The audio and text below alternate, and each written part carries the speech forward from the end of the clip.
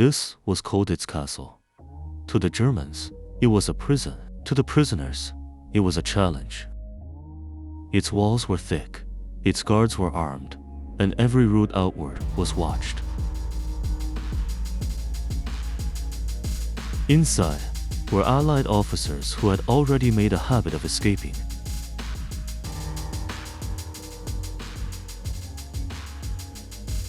Colditz gained a reputation as Germany's escape-proof prison. The prisoners took that personally. They had tried tunnels, disguises, and hidden routes, but the Germans kept adapting. Then Goldfinch noticed something strange. The snow outside wasn't simply falling. Goldfinch understood what the rising snow meant. The castle had an updraft. An aircraft with no engine could use that rising air to stay aloft. But first, they needed an aircraft, and they needed to build it inside a prison. Goldfinch would need help, and another engineer was already inside Colditz. Goldfinch and Best began turning the wild idea into an engineering problem. But the project needed more than engineering. It needed someone willing to make the impossible happen. Rolt helped turn the concept into a real escape plan. Build the glider, reach the roof, and launch. There was only one problem. The Germans could never discover what they were building. The first challenge was simple. An aircraft needs materials. Prisoners had almost none. So inside Colditz, almost anything made of wood could become part of the aircraft. The tools were just as difficult. Anything useful had to be hidden, borrowed, or improvised. Eventually, they found something even more valuable than materials, a place to work unseen. Now the impossible became physical. The first pieces of the glider began taking shape. But building an aircraft inside a prison creates one dangerous problem: noise. Every time footsteps approached, the workshop had to disappear before the guards could discover it. The hidden workshop was getting crowded. Piece by piece, the aircraft was becoming real. The wings had to be light enough to fly, yet strong enough to survive the launch. Even the covering had to be improvised. Ordinary prison materials became part of the aircraft. Nothing came from a proper aircraft factory. Almost everything had to be invented around what they could find. And outside the attic, German guards were still watching everything.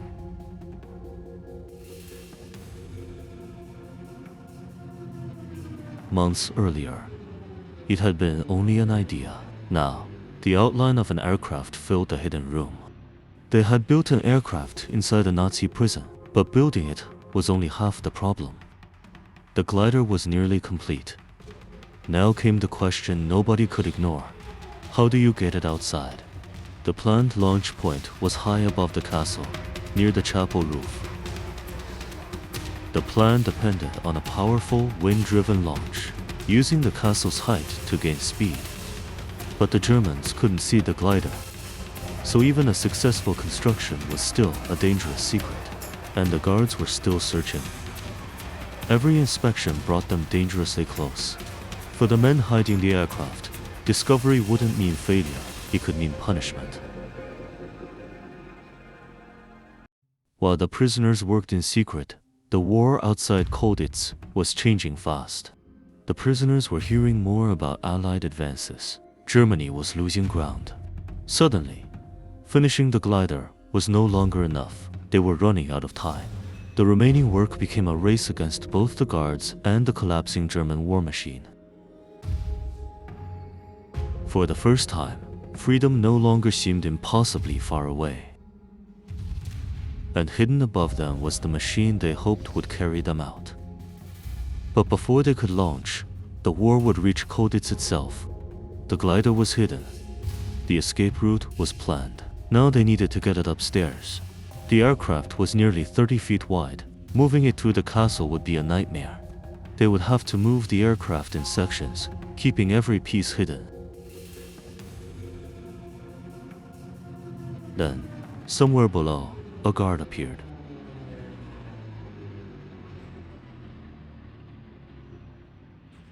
Piece by piece, The aircraft was finally brought closer to the roof. For the first time, their impossible machine was almost beneath the open sky. By April 1945, the war was no longer distant.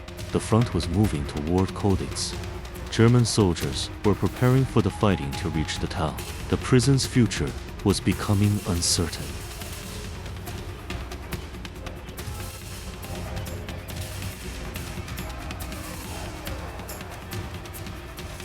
Then the xiang they had been waiting for began getting closer. Inside the hidden workshop, the glider waited. The men made their final preparations. The launch system was simple, improvised, and brutally unforgiving if anything went wrong.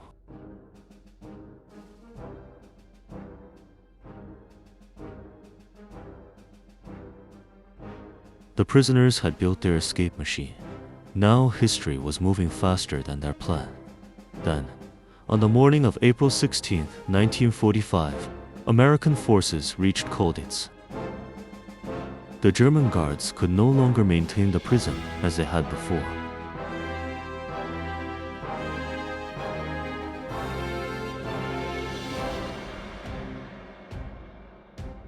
And above them, hidden in the attic, was an aircraft that had never left the ground.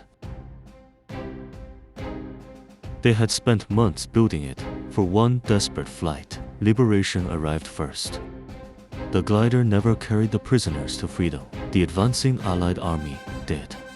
But the failed flight didn't make the idea meaningless. It proved what prisoners could build under impossible conditions.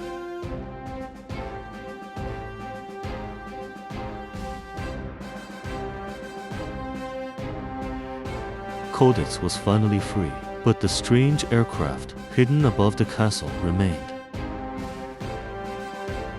It wasn't a factory aircraft. It was the product of patience, engineering, and improvisation. For the men who built it, the glider represented something larger than escape. For years, Colditz had been a symbol of confinement. Now its gates stood open.